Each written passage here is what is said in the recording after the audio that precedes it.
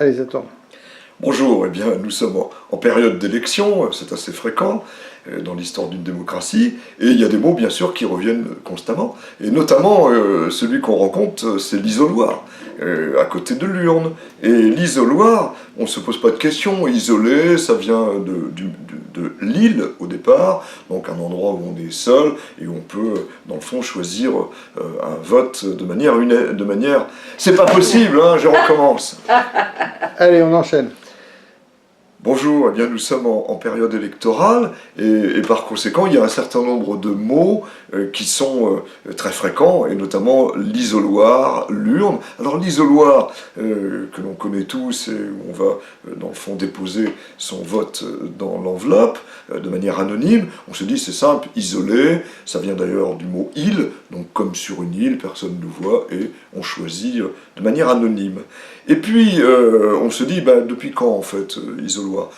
Sûrement le 19e siècle. On fouille dans les dictionnaires, et je commence par le Petit Larousse de 1905, et je lis ceci pour isoloir.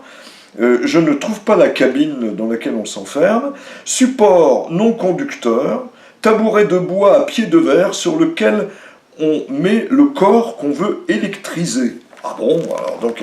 Il n'est pas question, ici, de l'isoloir correspondant au vote. Alors je cherche dans Littré, je me dis peut-être, là je vais avoir davantage d'informations. Et là alors, je tombe de haut, parce que en cherchant isoloir, je me retrouve avec une définition pour le moins surprenante, et la même d'ailleurs, et puis un poème.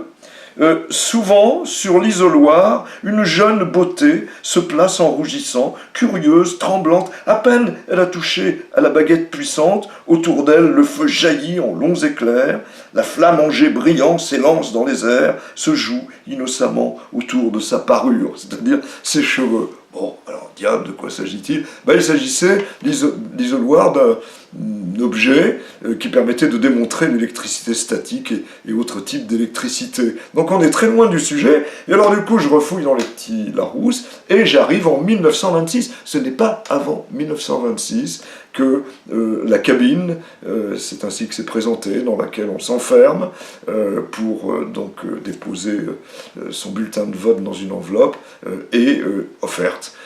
Alors on sent bien que l'isoloir a quelque chose finalement de récent dans sa pratique, ou en tout cas dans le mot, et on a complètement oublié l'isoloir électrique bien sûr, et je trouve absolument délicieux chez Jean-Paul Sartre une illustration du mot isoloir. On est dans Les mots, hein, cet ouvrage qu'il a publié en 1964, et dans cet ouvrage, Les élections, que j'avais rédigé il y a quelques années, voilà ce que je peux lire. Mon grand-père remplissait ponctuellement ses devoirs d'électeur, sortait rajeuni de l'isoloir, un peu fat, et quand nos femmes le taquinaient, « Enfin, dis-nous pour qui tu votes ?» Il répondait sèchement, « C'est une affaire d'homme. » Ah heureusement, hein. Heureusement, dans l'isoloir, maintenant, il y a les femmes, et heureusement, il y a les hommes et les femmes et les hommes, et tout ça se termine bien. Belle histoire, finalement, d'isoloir, qui commence par une dame un peu électrisée, et qui se finit par le vote des femmes.